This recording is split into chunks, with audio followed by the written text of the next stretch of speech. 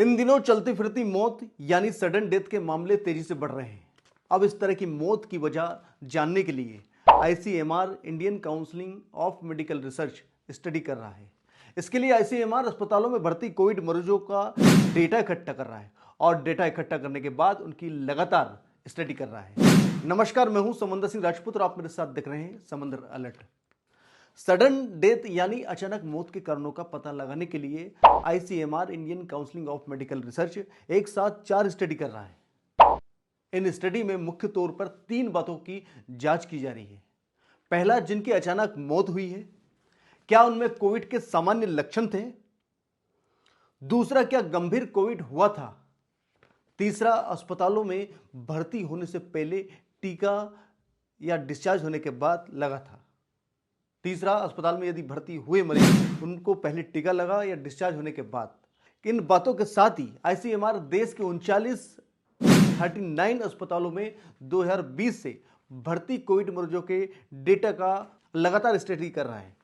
यह स्टडी इसमें देखा जा रहा है कि अस्पतालों में भर्ती जो मरीज ठीक होकर घर थे उनकी मौत कैसे हुई है। जून के आखिर तक स्टडी का अंतरिम विश्लेषण पूरा हो जाएगा और कुछ तथ्य भी सामने आ सकते हैं।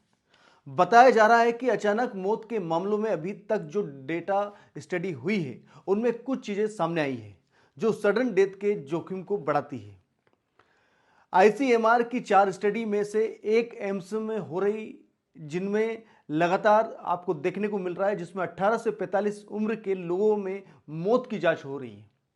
ऑटोप्सी पोस्टमार्टम रिपोर्ट का विस्तार से विश्लेषण किया गया, जैसे शरीर के विभिन्न अंगों पर क्या प्रभाव पड़ा था, ब्लड में क्या हुआ था। ये सभी फैक्टर जांच में लिए जा रहे हैं और इनकी जांच की जा रही है।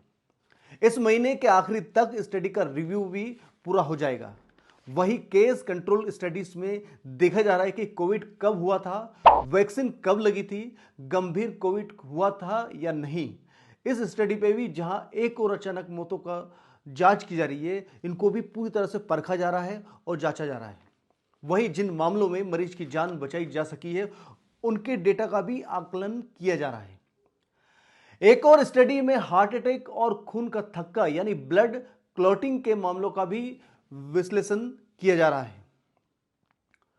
लगातार देश के अलग अलग राज्यों में आईसीएमआर ने 39 अस्पतालों में कोविड रजिस्ट्री तैयार की थी।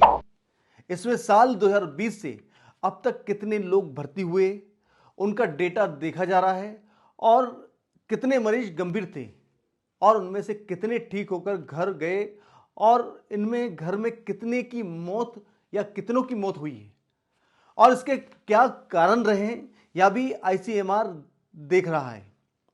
यहां भी सामने आ रहा है कि इनमें एज फैक्टर के कारण सामान्य मौत भी हुई है क्या, वही कुछ की मौत अन्य बीमारियों से तो नहीं हुई। जिनकी मौत हुई है और जो बच गए हैं उनके रिकॉर्ड में क्या अंतर है, यह स्टडी हो गई है और पेपर भी तैयार है। आईसीएमआर ने अभी रिजल्ट के बारे में नहीं बताया है क्योंकि रिव्यू चल रहा है। लगातार कुछ चीजें सामने आई है जो सडन डेथ के रिस्क को बढ़ाती हैं।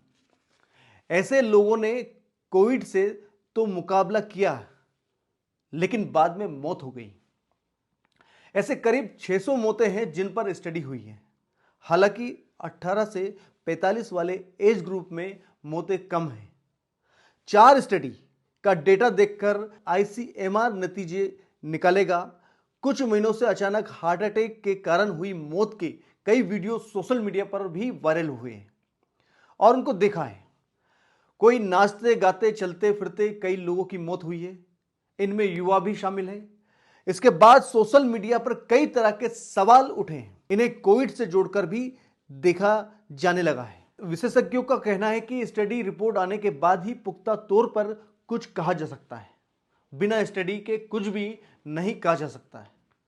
साफ तौर पर यदि देखें, कम उम्र के लोगों में हार्ट अटैक के बढ़ते मामलों के बीच जामनगर में रहने वाले सौराष्ट्र की कई ऐसे स्पेशलिस्ट उन्होंने बताया है और कई बात ऐसी मौतें हुई हैं। 41 अब देखें कि कई ऐसे हार्ट अटैक की मामले जिनके हुए हैं, उनको लगातार हार्ट अटैक आया और उनकी डेथ हो गई, यानी सडन डेथ के मामले उनके बढ़े हैं। सडन डेथ में आखिर ऐसा क्यों हो रहा है? क्या कोविड के लक्षण तो नहीं थे, या आफ्टर कोविड के कारण इस तरह के केस तो नहीं आ रहे हैं? इस तरह की study ICMR, Indian counselling of medical research, कर रहा है और लगातार स्टडी कर रहा है। सवाल इस बात का है कि आखिर ऐसा है तो क्या वजह, क्या इलाज है? इस पे भी लगातार स्टडी चल रही है। अभी तक तो पुख्ता जानकारी सामने नहीं आई, लेकिन सच आईसीएमआर की रिपोर्ट के बाद सामने आएगा। आज के लिए फिलहाल इतना ही, फिर मिलेंगे। नमस्कार।